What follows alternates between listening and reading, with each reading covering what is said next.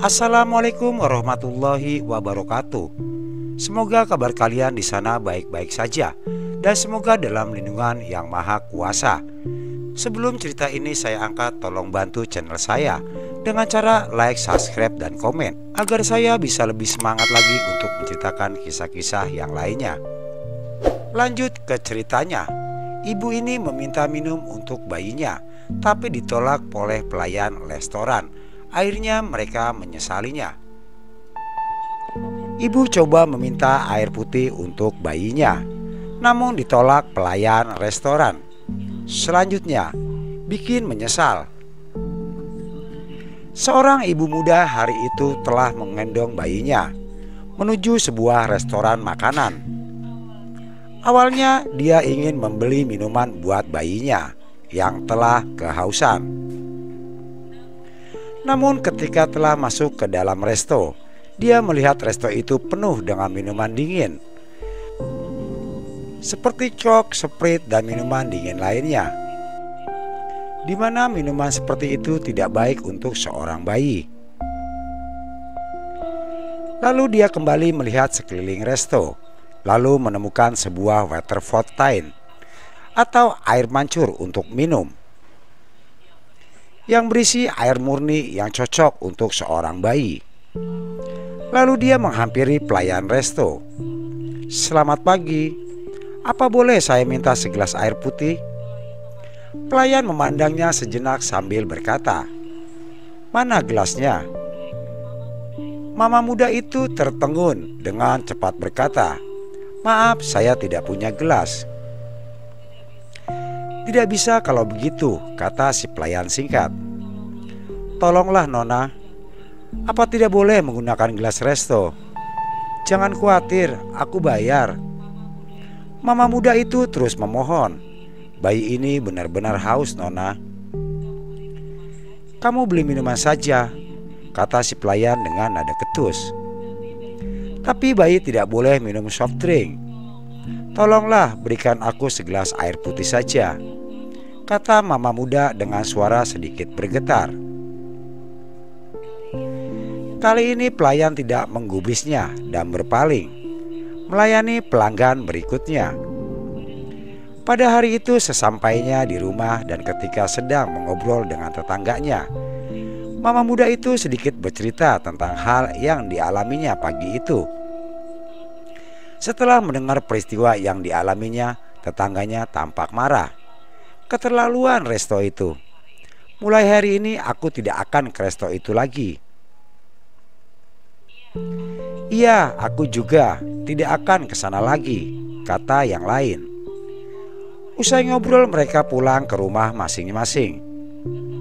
Tetangga si mama muda adalah seorang guru SMU, dan kebetulan sekolah tempat mengajarnya tempat berada di samping resto itu, makanan cepat saji itu. Keesokannya usai pulang sekolah, tetangga dan rekan-rekannya pun berbincang-bincang tentang pengalaman yang dialaminya. Dan setelah mendengar kejadian itu, mereka pun merasa geram. Keterlaluan sekali, masa segelas air minum saja nggak dikasih. Resto seperti ini lebih baik bangkrut. "Ya benar, sumpahin bangkrut aja," timpal yang lain. Dan saat berbincang-bincang dengan sekolahnya, pada guru-guru pun menyinggung semuanya. Kemudian berkata, "Sebaiknya kalian jangan terlalu sering nongkrong atau makan di sana." Para siswa pun menceritakan hal itu usai pulang sekolah. Dan di akhir cerita mereka mengatakan, "Guru kita berpesan jangan terlalu sering nongkrong di resto itu lagi." Seperti biasa, resto makanan cepat saji itu selalu buka setiap hari, siap menyambut kedatangan tamu-tamunya. Hanya saja tak ada yang tahu secara pasti, dan entah sejak kapan resto itu mulai sepi pengunjung.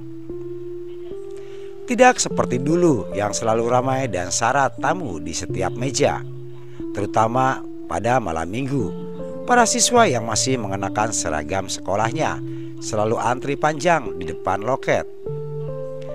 Tapi sekarang tidak lagi terlihat bayangan anak-anak muda di dalam resto. kegemaran anak-anak muda itu. Kalau siswa yang jarang ke sana mungkin masih bisa dimaklumi, tapi tak disangka bahkan pengunjung atau tamu lain juga jarang ke resto itu. Kadang-kadang ada juga yang berkunjung ke resto, itu pun pembeli paket bawa pulang. Jarang yang duduk berlama-lama di dalam resto itu.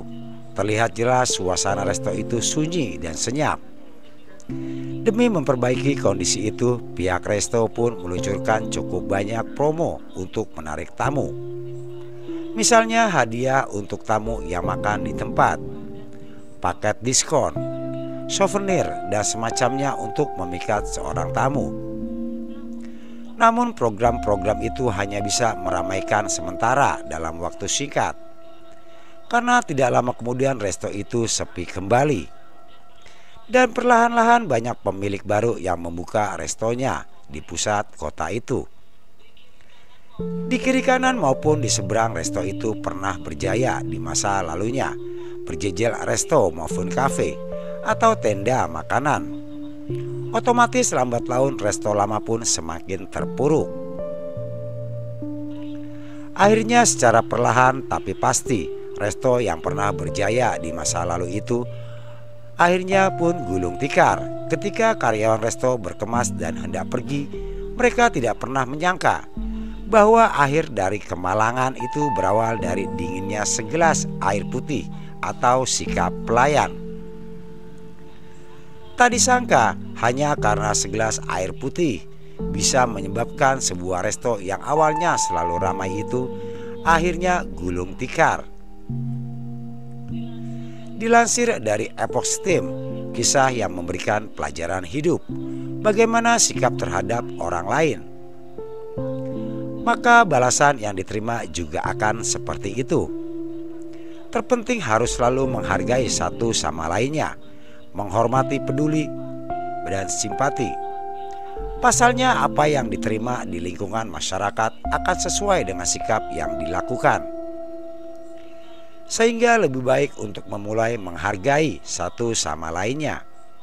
Semoga bermanfaat. Itulah sebuah cerita tentang sebuah resto yang tadinya ramai dengan pengunjung. Lantaran dari segelas air putih, restoran itu akhirnya gulung tikar. Semoga cerita ini menjadi inspiratif untuk kita-kita semua.